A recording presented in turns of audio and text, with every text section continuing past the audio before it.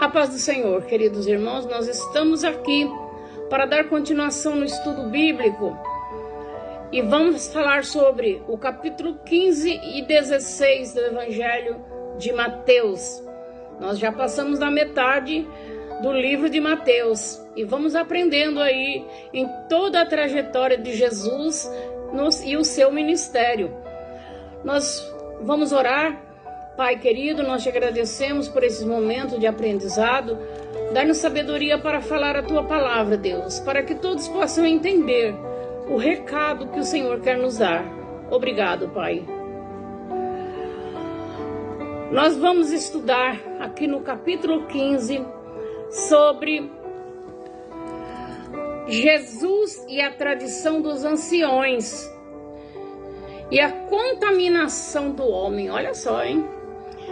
A principal preocupação dos fariseus não era manter a sua própria tradição. Eles tinham a tradição deles e eles queriam manter.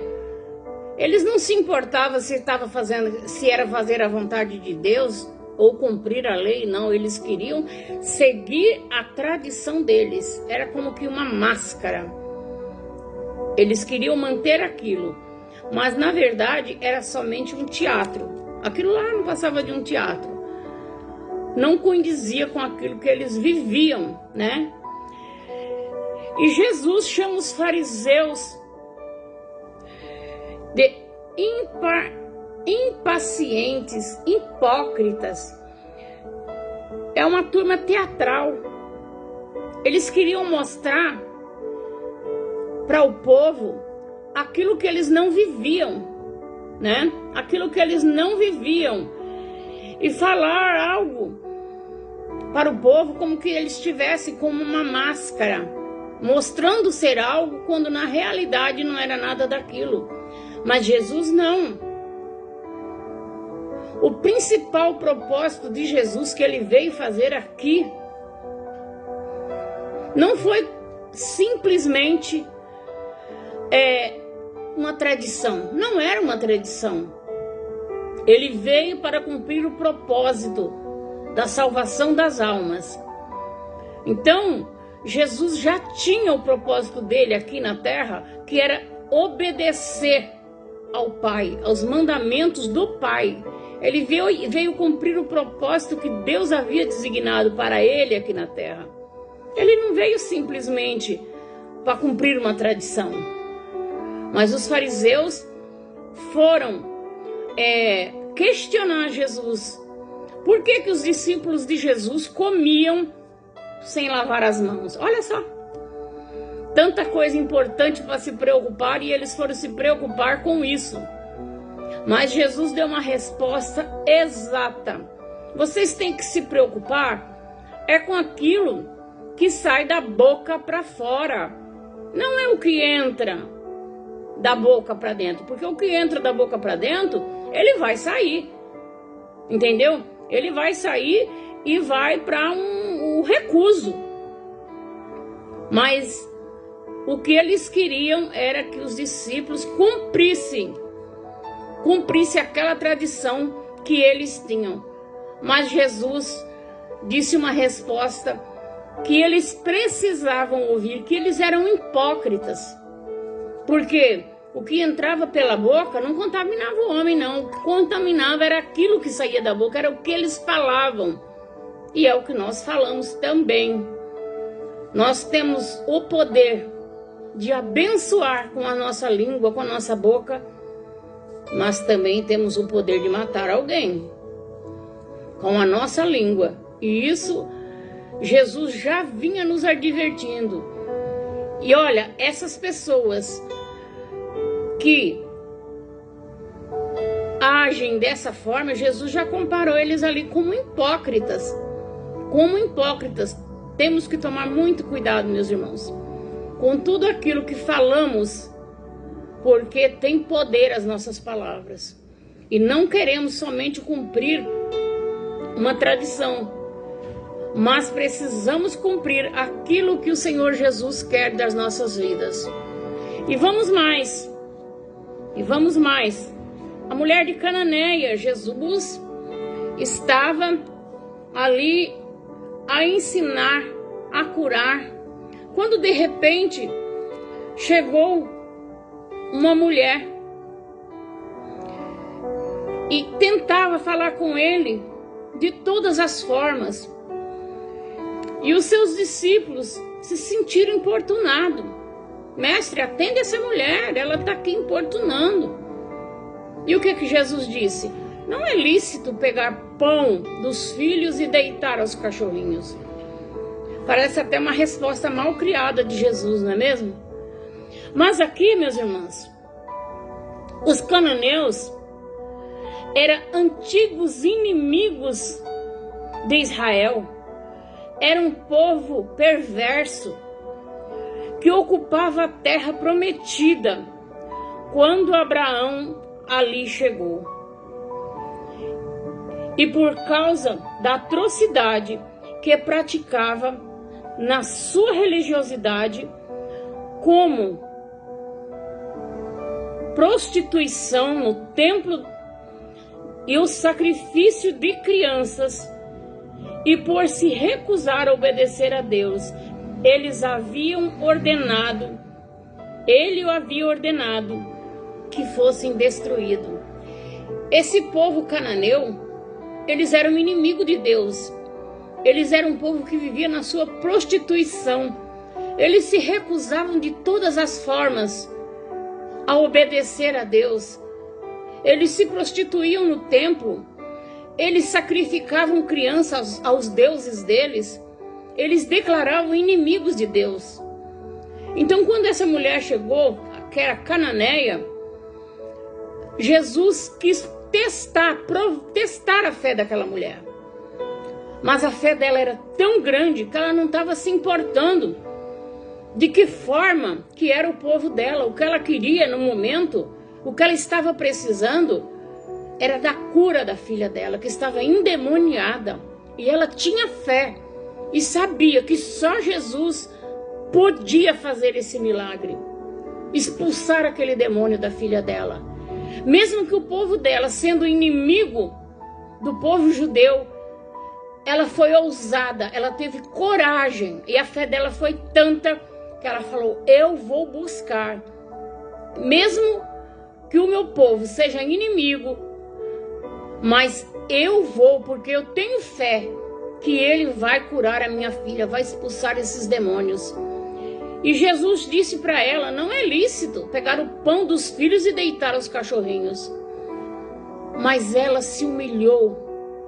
Ela se humilhou e disse: mas Senhor, também os cachorrinhos comem das migalhas que caem da mesa do seu Senhor. Olha o tamanho da humildade dessa mulher. Olha o tamanho da humildade dessa mulher. Irmãos, coisa linda é quando nós nos humilhamos na presença de Deus. Quando nós nos humilhamos na presença de Deus, o Senhor estende a sua mão a nosso favor. E diz a palavra que Jesus estendeu a mão e aquela menina foi curada. Jesus não era inimigo daquela mulher. Ele era inimigo de um povo rebelde que se distanciou da presença dele. Mas aquela mulher, ela chegou de uma forma com tanta fé e com tanta humildade que Jesus estendeu a mão dele e curou a filha dela. Olha aí, irmãos, como Jesus é maravilhoso. Não importa de que linhagem você vem, de que jeito foi a sua família, os seus passados, os seus antepassados. O que importa agora é o que você é diante de Deus. É o seu posicionamento diante de Deus. Isso é o que importa para Ele. Maravilhoso, né? E vamos aqui. Nós estamos aqui agora, Jesus diante de uma multiplicação de pães. A segunda multiplicação de pães. O livro de Mateus fala das duas multiplicações de pães. E aqui Jesus tinha pegado para uma multidão o dia inteiro. E Jesus falou, olha, eu não vou despedir esse povo porque com fome. Porque o caminho é longo para eles voltarem. E com certeza eles irão desfalecer pelo caminho. E perguntou o que tinha para aquele povo comer. E os discípulos disseram, olha, nós temos aqui 7 pães e alguns peixinhos. Alguns peixinhos, né? A segunda multiplicação de pães era muito semelhante com a primeira. As pessoas enviaram ensinamento, Jesus enviou ensinamento e estava em uma zona rural. E a comida era a mesma, pão e peixe. E Jesus mandou aquele povo todo se assentar no chão, da mesma forma que ele fez da primeira vez. Pegou o pão, deu graça, deu aos discípulos e os discípulos serviram. Mas a diferença marcante era o número de pães e as pessoas. E o tempo que as pessoas passaram com ele. A praia era diferente, a quantidade de comida era diferente. Vocês podem conferir a primeira multiplicação de pães, lá em Mateus 14, de 13 a 21. E a segunda multiplicação de pães, em Mateus 15, 32 a 39. Aí vocês vão ver a diferença no local, na quantidade de pessoas, na quantidade de comida que tinha e também o quanto que foi recolhido do que sobrou.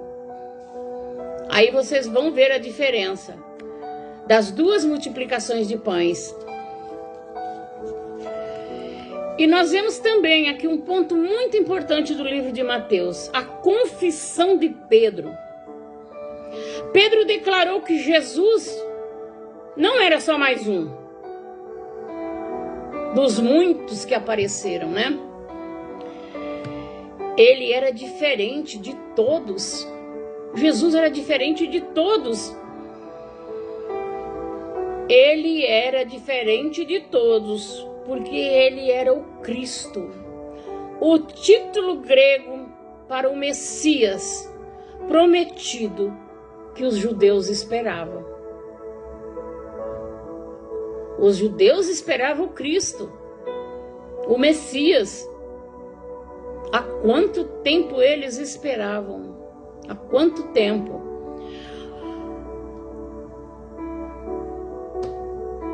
Estavam esperando o Filho de Deus vivo, mas eles estavam esperando Jesus, o Filho do Deus vivo. Aqui Pedro confessa que quando ele disse para Jesus, ele disse, tu és. Não era só mais um. Ele disse com toda clareza, com toda certeza, tu és o Cristo, o Filho do Deus vivo. E Jesus então disse para Pedro, tu és o Cristo, Filho do Deus vivo. E Jesus disse para Pedro, vamos ler lá? Vamos ler para nós completarmos aqui a confissão de Pedro. Aqui nós vamos ler aqui, ó. Então Jesus lhe disse, bem-aventurado és tu, Simão Barjonas, porque não foi a carne e o sangue que os revelaste, mas meu Pai que está no céu. Também eu te digo que tu és Pedro, e sobre esta pedra edificarei a minha igreja, e as portas do inferno não prevalecerão contra ela. Dar-lhe-ás chave do reino dos céus. Ao que ligardes na terra, será ligado no céu, e ao que desligardes na terra, será desligado nos céus. Muitas pessoas falam que Pedro está com a chave do céu. Mas a palavra de Deus não diz isso, não. Aqui a palavra de Deus diz: tu és Pedro, e sobre esta pedra, Jesus não disse essa pedra, esta pedra é Jesus, edificarei a minha igreja. Nós somos edificados em Cristo, né? E as portas do inferno não vão prevalecer contra a minha igreja. E diz aí, aqui, ó, dar-lhe-ás a chave dos céus. Jesus deu a chave dos céus, não foi para Pedro, foi para a igreja dele. De que forma que Jesus deu a chave dos céus? Jesus deu autoridade para nós falarmos a palavra, ganharmos alma, apontar para as pessoas o caminho. Os céus está aberto, a chave está na nossa mão. É a palavra que nós devemos de falar e as portas vão ser abertas. Que nós possamos ter clareza disso, que a chave do céu não está na mão de Pedro. A chave do céu está na mão da igreja de Cristo, para nós anunciarmos a palavra e levar as pessoas a Jesus, que Ele é a porta. Entendeu? Jesus é a porta. E a chave está no poder da igreja para falar a palavra e ganhar as almas para Ele. Irmãos, isso é coisa muito séria, que muitas vezes nós lemos e entendemos errado. Eu vejo muita gente falar que a chave do céu está na mão de Pedro. Não tem nada a ver, viu, irmãos? A porta, a chave dos céus que Jesus disse, está na mão da igreja. Está na mão da igreja.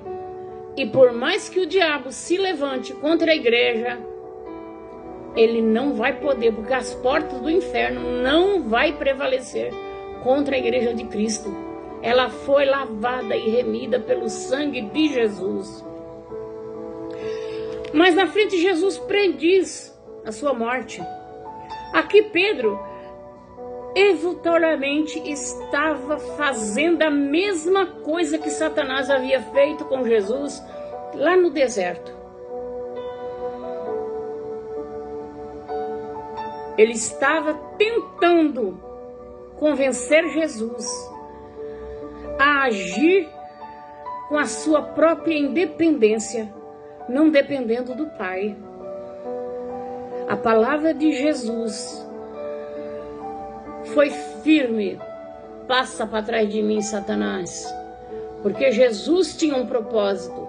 E Jesus sabia que aquilo que Pedro estava falando era palavras. Pedro foi usado por Satanás para dizer a Jesus, para que Jesus agisse por ele mesmo, não fosse a Jerusalém, para cumprir o propósito de Deus. Mas Jesus tinha o propósito de obedecer ao Pai, não agir da forma dele, mas agir em obediência ao Pai.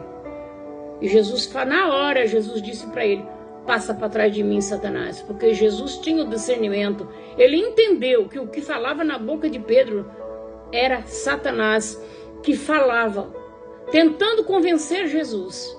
Assim como lá no deserto, ele tentou fazer com que Jesus transformasse as pedras em pães, com que Jesus adorasse ele, com que Jesus pulasse lá do monte. Olha só. Então é isso, meus irmãos.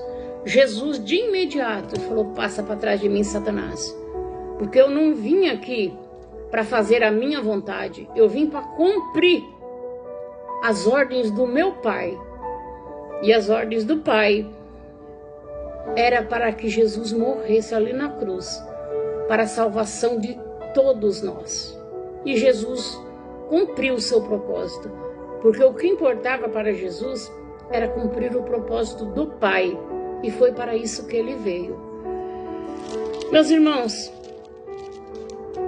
Jesus,